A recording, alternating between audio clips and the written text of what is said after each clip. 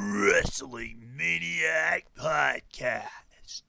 This is your WWE Extreme Rules prediction. Hello and welcome one more time to predictions of WWE pay-per-view events. On the table today is Extreme Rules that is going to be taking place this Sunday. My name is Marvelous Mike and I am here to go over the show, going to book the show according to how I would do this. Now, it's not necessarily how the WWE would lay out these matches. I'm sure that it is going to be completely different, and I may be completely wrong going in this order. But you know what? It's part of the fun. It's part of being a fan, and to see where you're wrong, where you may have been right, and how that the storylines the WWE comes up with in their paid previews, how they play out. So let's get to it. WWE Extreme Rules. Now, the kickoff show is going to be first, and to my knowledge, there is not going to be any matches on the kickoff show. Really hope they keep all of these matches on the main card for this pay-per-view event. But we'll see how it goes. Maybe they'll put another cruiserweight match in there. It would be good if they would put Akira Tozawa and Brian Kendrick again. The match that they had at 205 Live, where the street fight. It would be interesting if they do that on the kickoff show again. I think a lot of people missed it, and it was a good match. You need to go back to 205 Live a couple of weeks ago and check that match out. Had a great spot at the end of the match, and recommend that match to be watched. But let's get to this show. How are we going to kick off this show here? I'm going to go ahead and I'm going to start off this show with the Cruiserweight Championship. Yes, the Cruiserweight Championship has been a long feud between Austin Aries and Neville, the Cruiserweight Champion, going back to WrestleMania. This match, the stipulation of this match is going to be a submission match, which Austin Aries did cause Neville to tap out on Raw episode, but it was in a tag team setting, so the Cruiserweight Championship didn't change hands. But him causing Neville to tap out is why we have a submission match here. Neville's submission is the Rings of Saturn, which I believe is an awesome homage to Perry Saturn.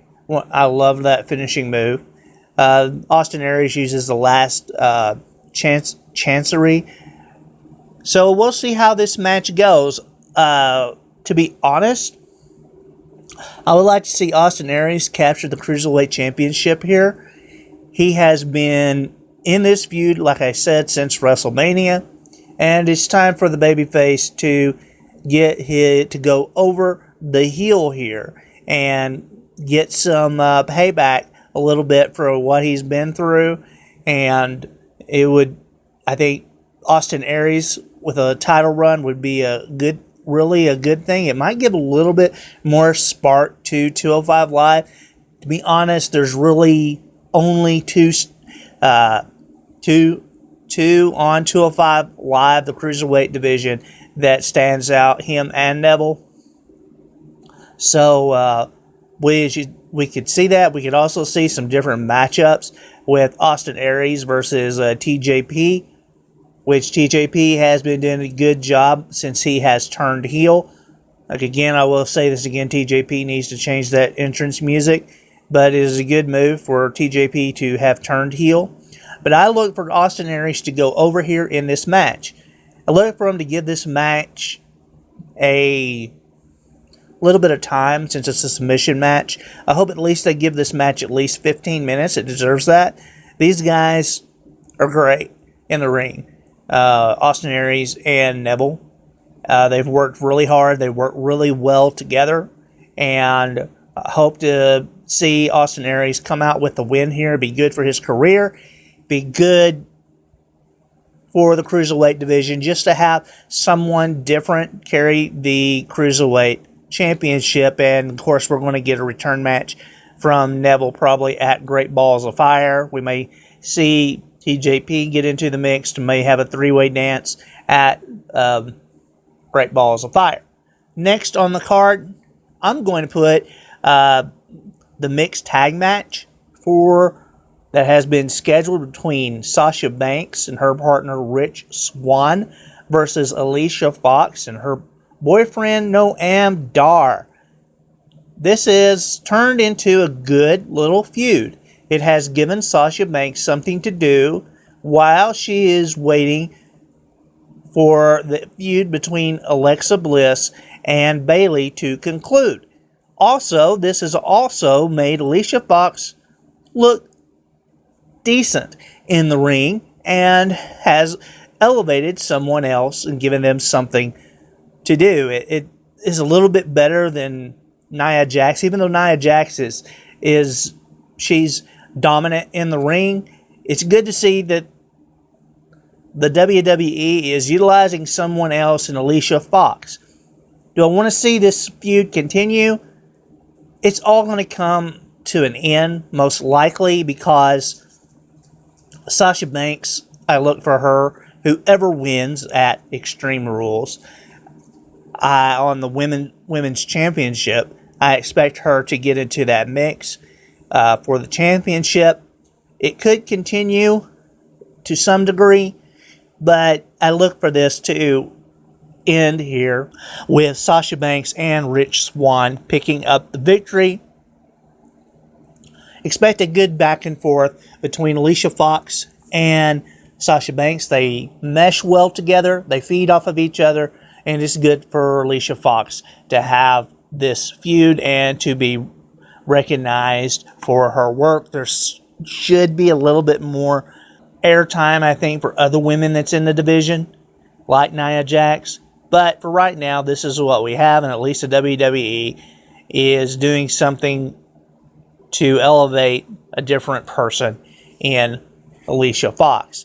So no matter what happens here, Sasha Banks, I don't think they're going to let Sasha Banks lose here. So we'll see how it goes, and expect this match to be good. I would probably say that this match will probably be no more than 10 minutes long.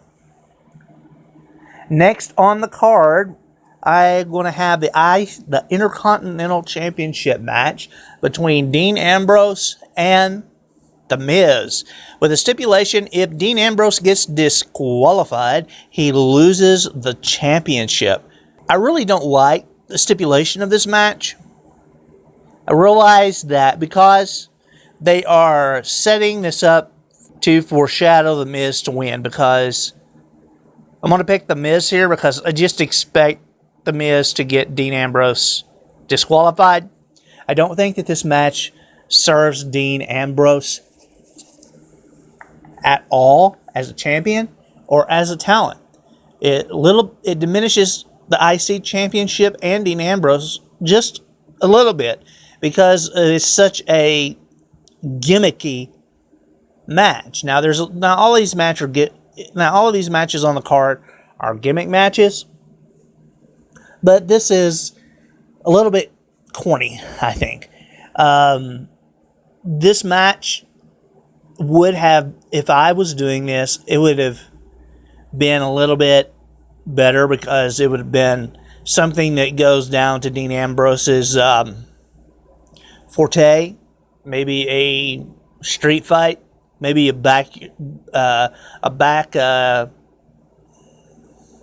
backstage brawl that ends up in the ring, which I think that would be good for this.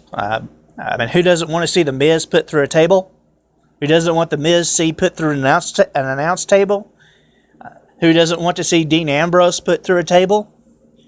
This is Extreme Rules, and it's started with ECW One Night Stand, and it really shows the audience how watered down the WWE has become in the PG-TV era. I can understand this from an advertiser's point of view. I can understand this type of match, maybe, or this type of booking on USA Network, where you have advertisers that you answer to. I know the WWE is a Fortune 500 company, but this is Extreme Rules and should be under Extreme Rules. Under Extreme Rules, it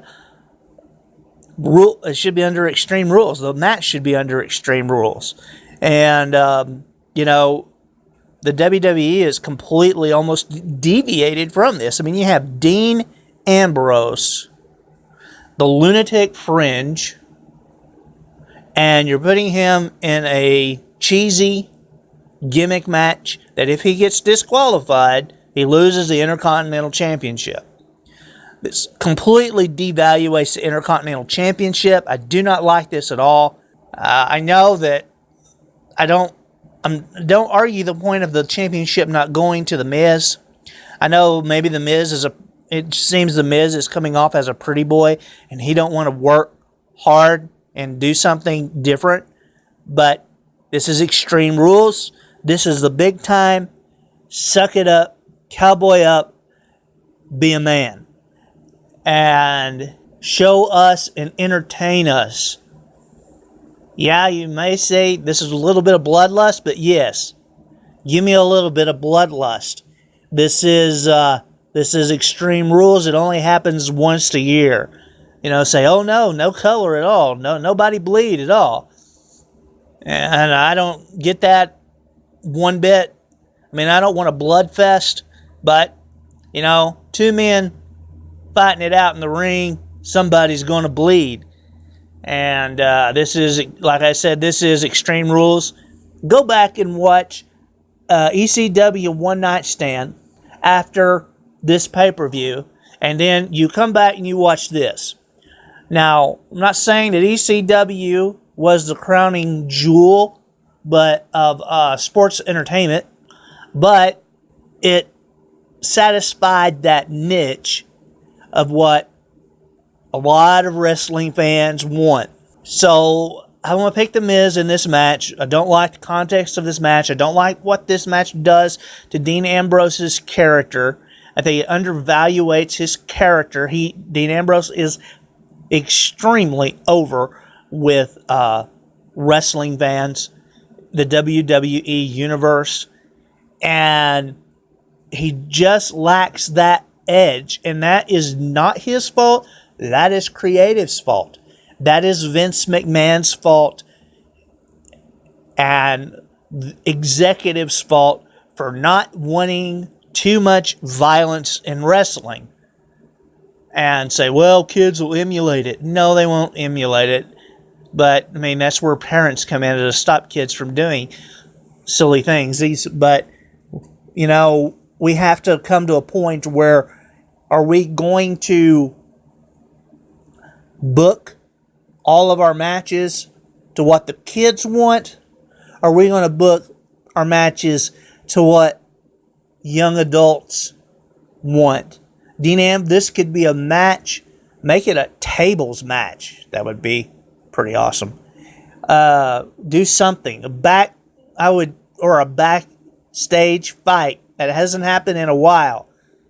Go through the food, concession stands and do something original like they did back during the Attitude Era, and make Dean Ambrose look strong, even if Dean Ambrose loses. Make him look strong and make him look and let him be the character that he can be and bring to the table what he can bring to the table. The next match on the card, what I would book, is the tag team championship match with the Hardy Boys and Sheamus versus Sheamus and Cesaro inside of a steel cage. This ought to be pretty interesting, decent match. Inside of a steel cage. Let Jeff Hardy jump off the cage, which is going to be pretty awesome. Hope Sheamus isn't too stiff in here again and knocks out some teeth of either one of the Hardys. I have enjoyed the Hardys' run. I may be in the minority. People want to complain about the nostalgia that it's not broken. Well, we're not going to see the broken universe anytime soon. That is completely up in the air and is going to be a legal issue that's going to have to be resolved. So I'm happy that we have the Hardys back in the WWE. Matt is probably one of the best people that is in the entire world. And both of them, when they was on the independent circuit, even with Impact, they gave their all to the fans. So let us appreciate the talent that they are. Let us not be too negative in saying, well, it's Team Extreme, that's too out of date. You know what? Come on, man. Don't give me that negativity. I love Matt Hardy and Jeff Hardy. Let them do what they want to do and keep booking them strong. Now, as far as this match goes, it's going to be entertaining. It's going to be hard-hitting. There may be some blood. I don't know. I mean, I know that Vince says no blood. They don't like that stuff. But we might get some here. It's going to be a steel cage. Even though they hit the senton here, I don't know how they're going to go forward here with the Hardys.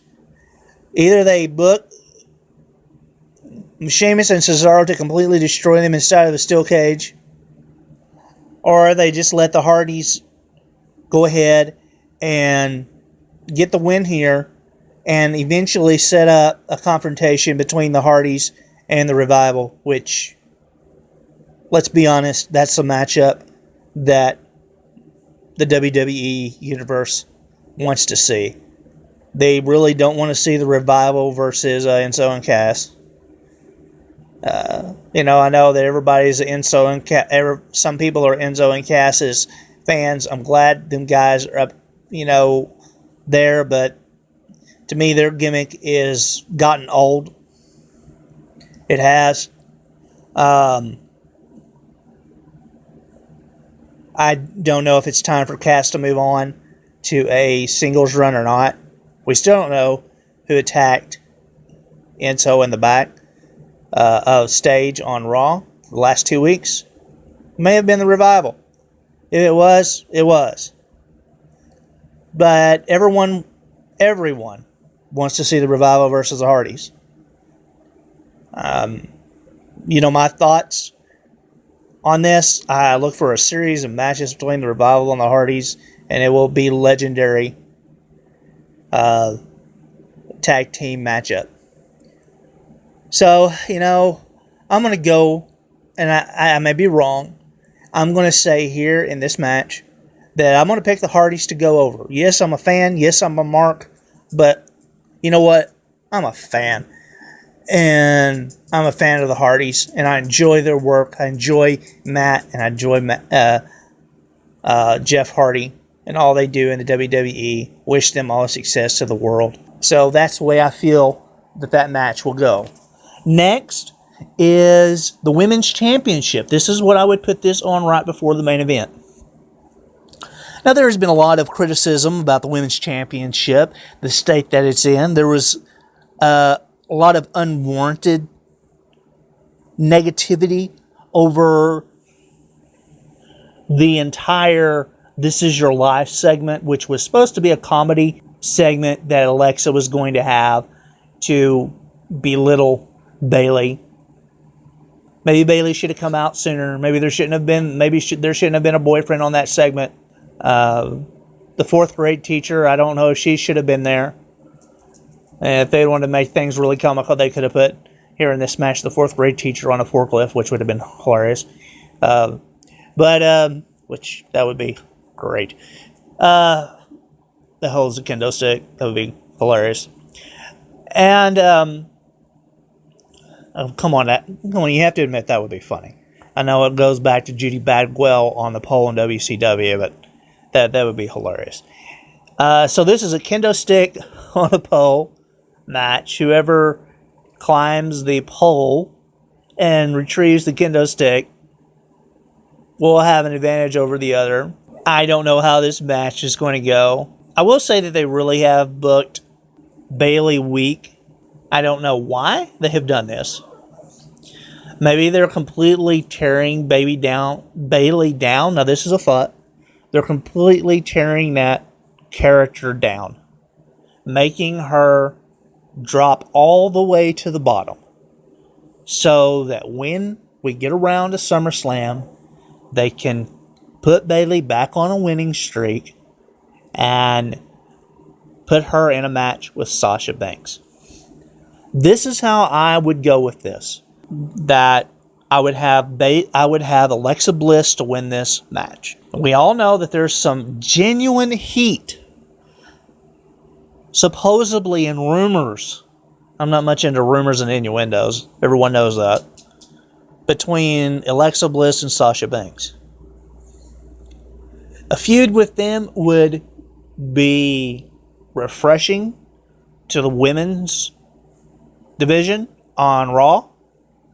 I think the Bayley needs a little bit of rest from the limelight there, because when they caused her to lose at San Jose in front of her hometown, she lost a lot of momentum, in my opinion. Yes, they have made Bayley look very, very weak, but this might be the plan all along of what they're trying to do, and then get Bayley to where she can be built back up. This is sometimes what they do in creative and booking things. So I would let Bayley look a little bit strong here. Let her get the advantage over Alexa Bliss. Then, because Alexa Bliss is a heel and she does something heelish, like maybe call out Nia Jax and let her interfere in the match. Let her, let her call out Nia Jax. Nia Jax give a Samoan drop to Bayley and have Alexa Bliss pick up the win. Bayley still is relatively protected, and Alexa Bliss moves on to bigger and better things. Nia Jax may have to deal with Sasha next, but let Sasha go over and let Sasha and Alexa feud. And of course, Sasha take the championship, and Bayley challenge for the championship at SummerSlam. That is my thoughts on the women's division and how I would book this match. Maybe you disagree. Well, that's great, but that's how I see it. As a fan, that's what I would like to see, and that's how I would book this match.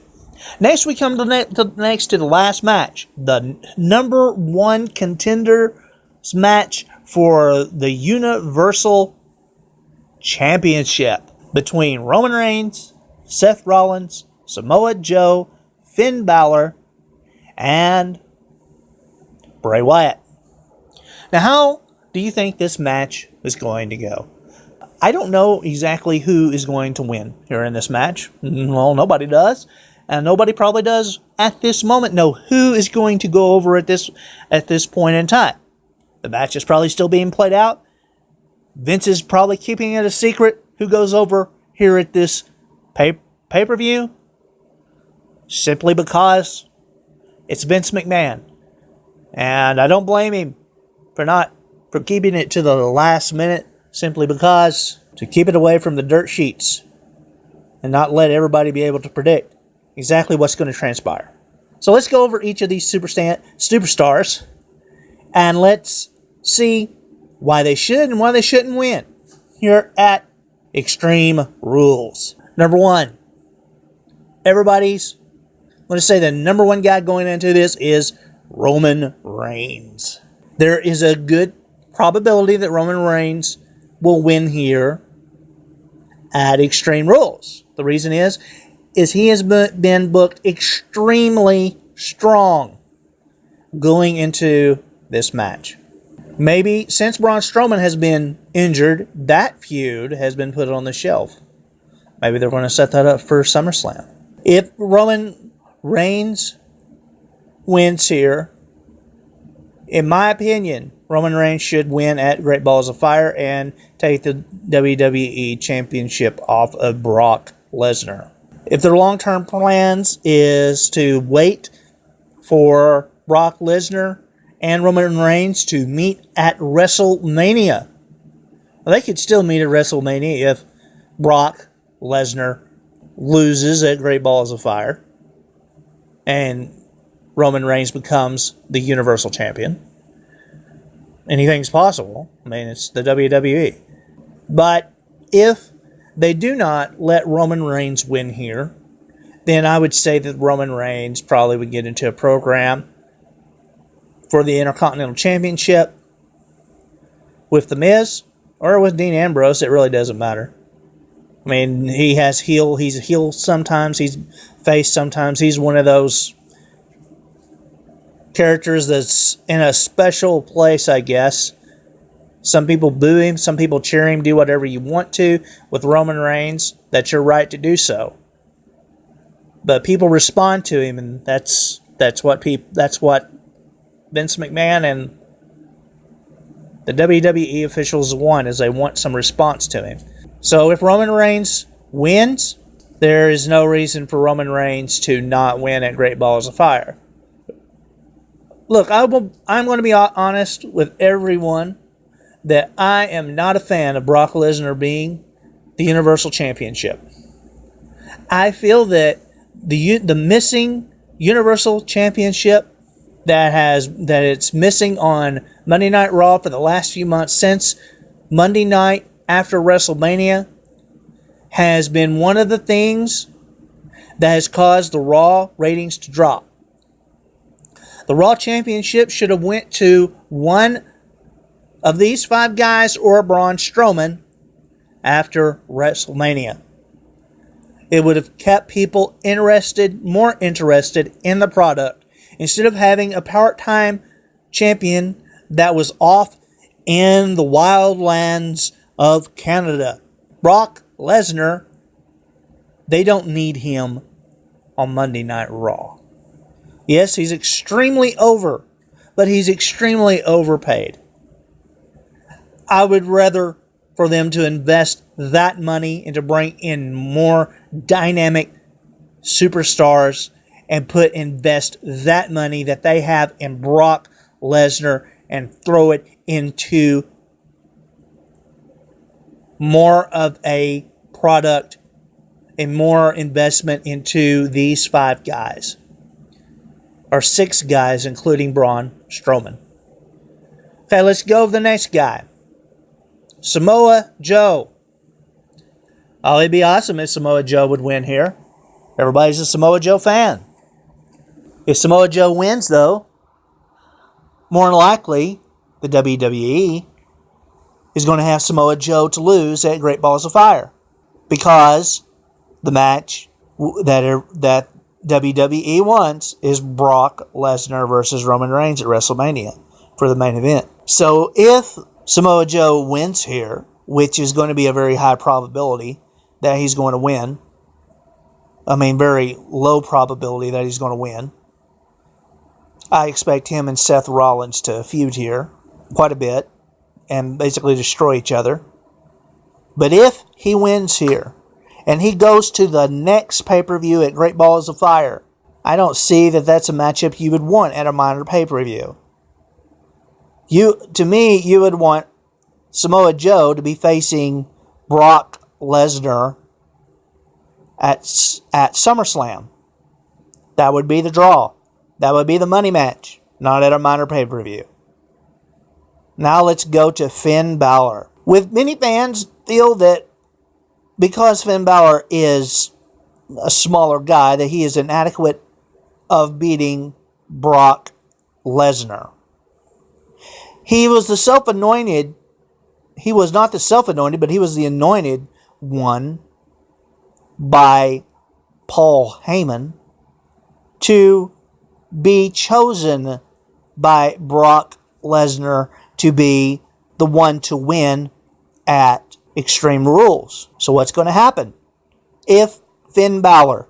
Now Finn Balor, some say he doesn't need that it would be bad if he come back in his first chance to get the Universal Championship that he loses over a belt that he did not win. Do we want Finn Balor to be an attraction at a pay-per-view, at a minor pay-per-view of Great Balls of Fire? No. The Finn Balor matchup would be better served at SummerSlam. That's my opinion. However, Finn Balor may be the one that wins. Not only because Finn Balor has the prowess to do so, but also because we may see Brock Lesnar get involved at Extreme Rules to help Finn Balor to win. Now, Finn Balor is a face, but he's not so much of a good guy to pick up the pin with Brock Lesnar. So we could see a heel turn, maybe, which would be great for Finn Balor here at Extreme Rules. Sorry, I got Great Balls of Fire in my mind. That's hilarious. All right. I just can't get over that they named a pay-per-view Great Balls of Fire. It's so Vince. So if a heel turn happens, this is every super fan mark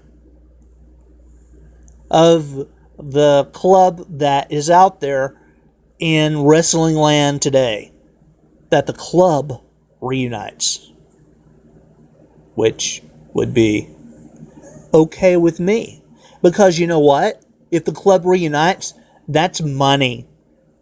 That is big money right there. That is merch sale money that the WWE can capitalize on. So I can live with that. If Finn Balor wins. Next, we have Bray Wyatt. I don't look for Bray Wyatt to win this match. I look for Bray Wyatt to be the one that is pinned in this match.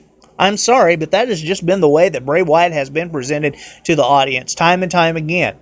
Only once in SmackDown, for the SmackDown Championship, did we have just a small space where Bray Wyatt his character was booked correctly as a strong mystical character, and then we got off into some weird stuff with Randy Orton. But I don't look for Bray Wyatt to win. Maybe totally wrong, but I don't think anybody's going to pick Bray Wyatt. I expect Bray Wyatt to be the one that gets pinned here. Simply the way this character is. So we come to the final guy here. Seth freaking Rollins.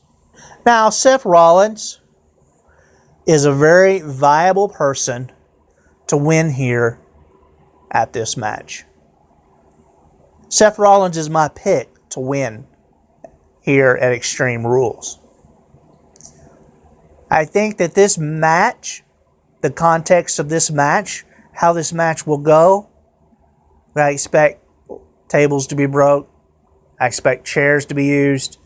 I expect all kinds of items to be used. We may get a really extreme match here, which I'm all for. We expect probably some announce tables to be broken.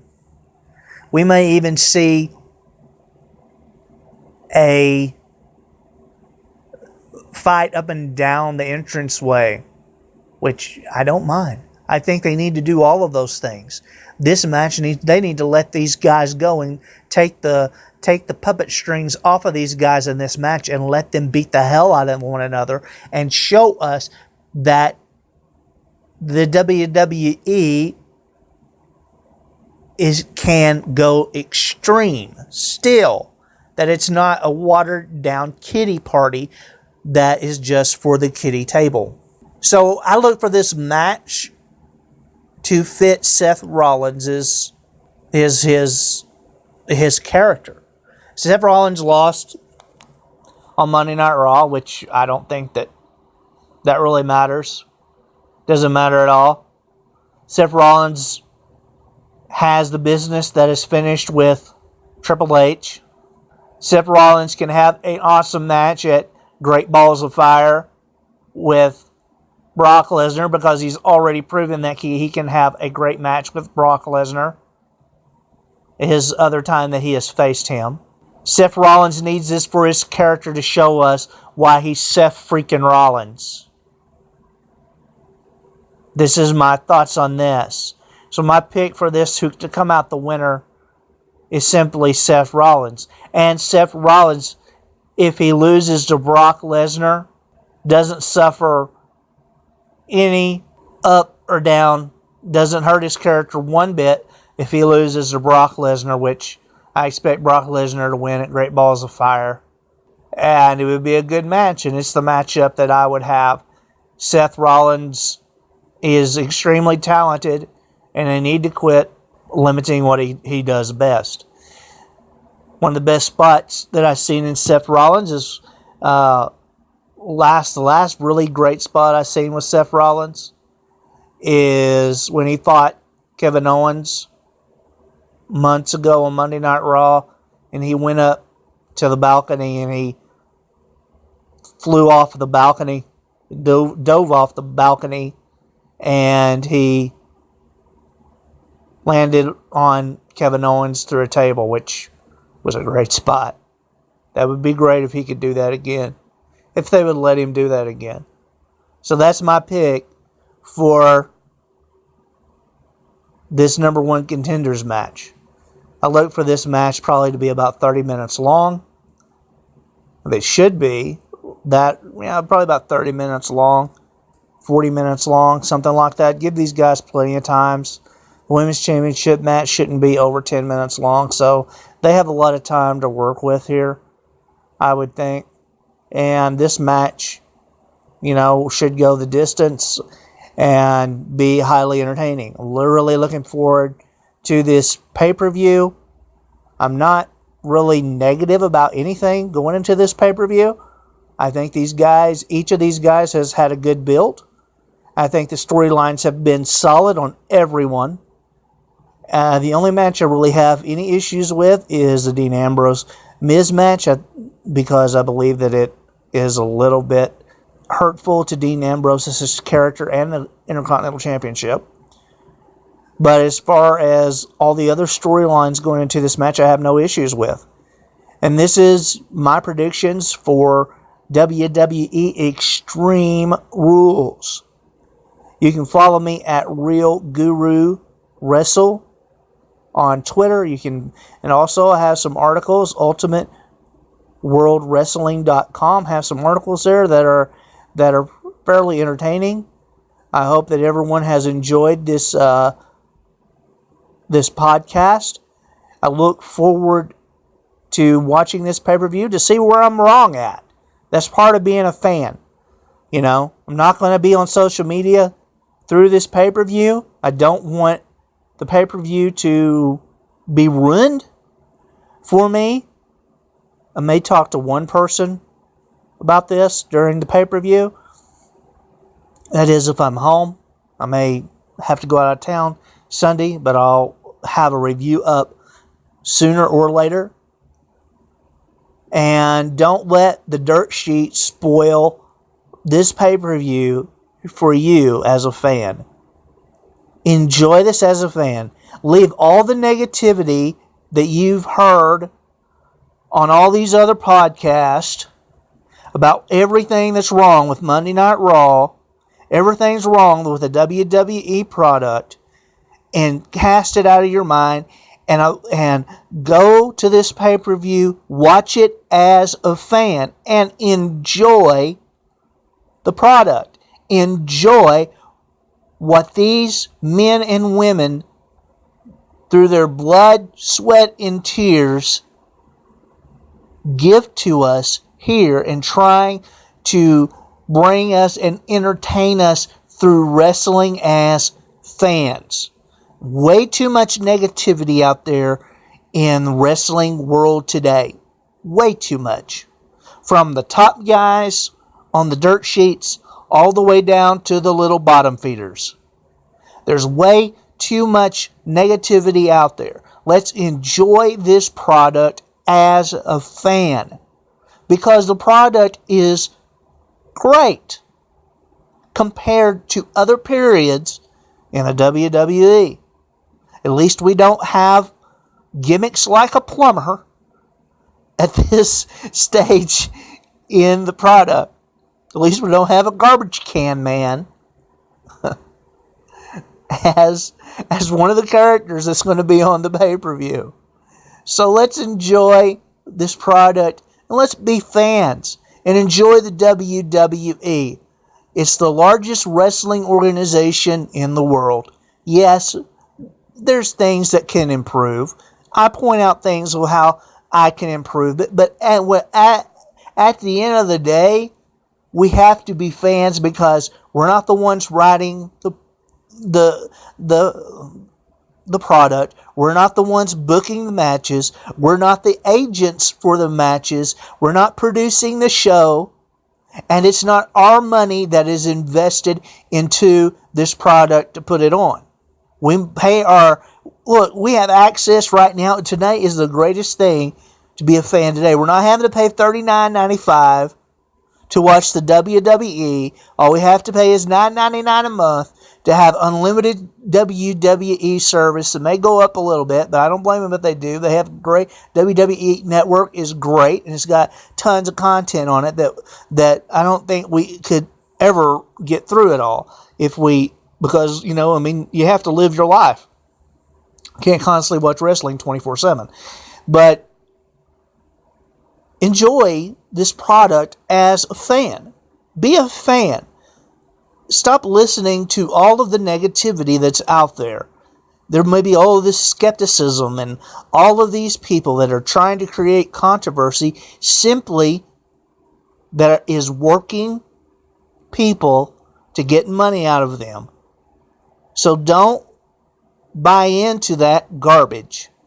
Let's experience the WWE product as a fan and enjoy it, because you can enjoy it when you stop listening to all the negativity and you stop listening to all of the dirt sheets. You can enjoy the product for what it is. I know I'm so glad that I have stopped listening to all these negative podcasts that's out there. Stop reading all of these dirt sheets that's out there about rumors and innuendos. And it's really come to the point where I'm enjoying the product as a fan.